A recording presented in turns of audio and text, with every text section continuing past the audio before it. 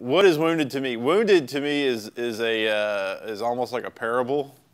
Um, you know, we've seen the revenge movie about a million times now in Hollywood and in literature and TV show. And so the revenge thing has been done to death. And so to me, it was trying to take an old theme and find a new way to represent it. Because you've seen the movie where somebody has something bad happen to them and they want to go out and kill everybody. And a lot of times in revenge movies, the revenge that they go and get, it actually exceeds what happened to them. And, you know, they don't stop and think that, hey, I'm still alive, but yet their revenge is to go kill that person. And it's like, well, that's not really revenge. That's straight out execution. So most movies don't ever like stop and think about what revenge is. And to me, I wanted to make a movie that actually took a little bit of a look at revenge and without giving away the movie, show some more truer consequences of it and what happens. So to me, the Wounded to me is and always has been a parable of what, you know, of what the real consequences to our actions.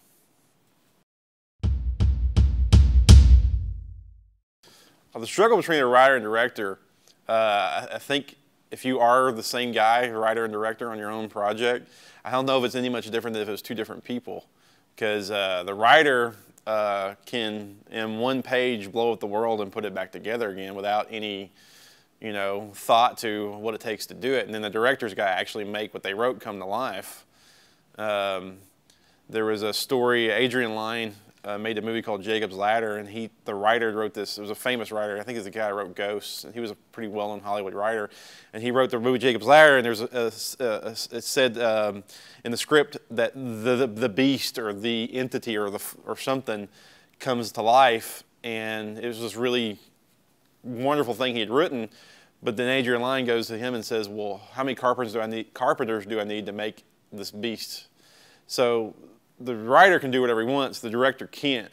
And when it's yourself, you have to sometimes censor the writer side. And the writer side wants to be this, you know, artistic, you know, highly ambitious person, and sometimes gets frustrated with the director. So there is a conflict, and it's very true.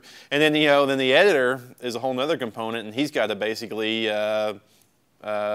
take chances and make the writer and director mad. And I'm editor and co-editor with Will on this, so I get a chance to make all three sides of my personality angry.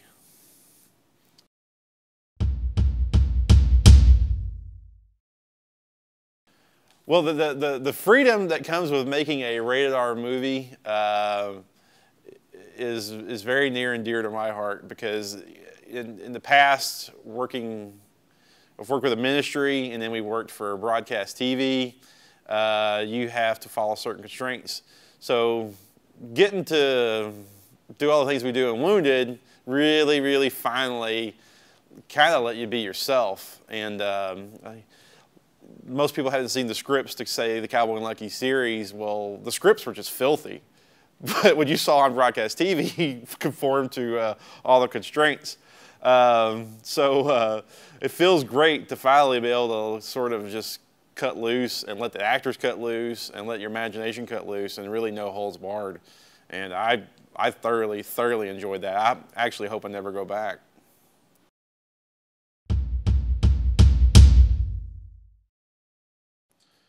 Well, the characters, each character is almost like a part of yourself, and that might be kind of hard to understand if you haven't like written something.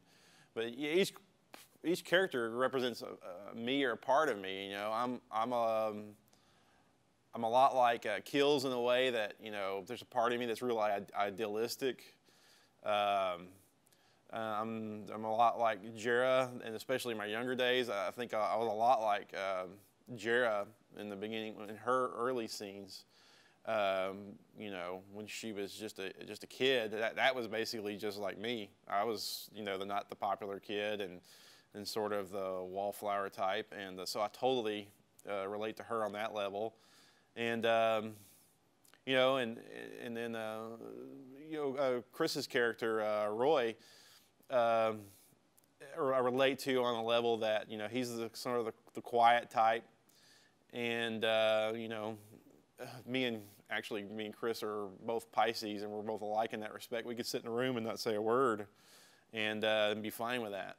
So I relate to every character on one level or another, and just what really excites me about the characters was the actors bringing them to life. I mean, Chris is this is as good as he's ever done, and I call him. I'm gonna start calling him Chris Eastwood, because he definitely brings his Clint Eastwood side to the story.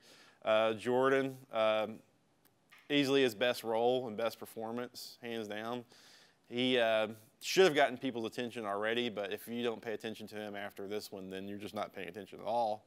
And then Corey as Jera. This is a little minor breakthrough for her. I mean, I think that, you know, there's only looking up for her. I mean, she's, for all intents and purposes, the star of the movie, and she holds the movie and carries the movie.